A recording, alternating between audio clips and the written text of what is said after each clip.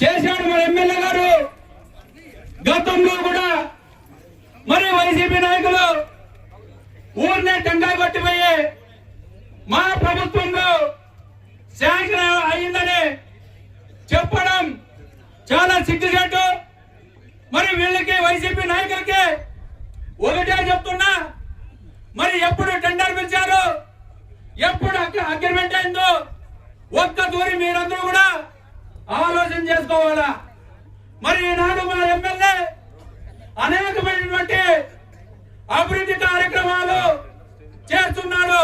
దాదాపుగా 18 నెలల కాలంలోనే మా మండలం మారుమూల ప్రాంతం మండలమైనటువంటి దాదాపు ఎన్నో ఏళ్లుగా రోడ్లు లేని పరిస్థితి. మరి ఈనాడు దాదాపు 18 సంవత్సరాల నుంచి కళ్యాణదుర్గం నుంచి భూసంద్రం వరకు రోడ్లు లేని పరిస్థితి. మరి ఈనాడు మా ఎమ్మెల్యే 18 కోట్లకి తార్ రోడ్ అయితేనేమి, 30 కోట్లకి వంతెన అయితేనేమి,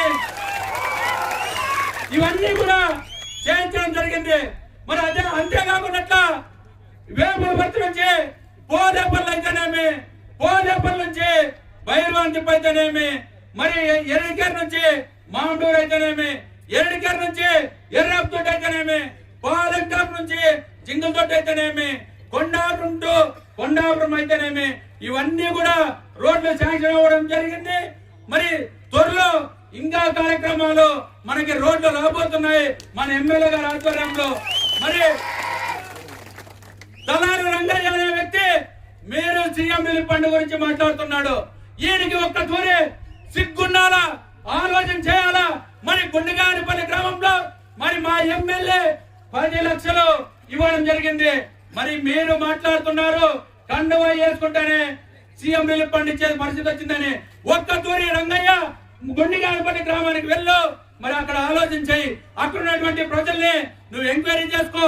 మీ లీడర్లు ఉన్నారు, మీ లీడర్ల దగ్గర మాట్లాడి కొద్దిగా నేర్చుకో. మాట్లాడేది ఏకవచనం పదాలు ఎక్కువ వాడుతున్నావు, ఇది మంచి పద్ధతి కాదు.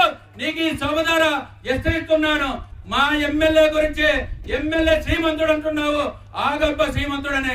ఏమి మీ నాయన చెప్పాడా ఆయన శ్రీమంతుడనే? నువ్వు చెప్పావా? ఆయన ముందు నుంచి ఆయన కష్టం, ఆయన చేతుల కష్టంతోనే ఈ రోజు ఇంత పైకి వచ్చాడు.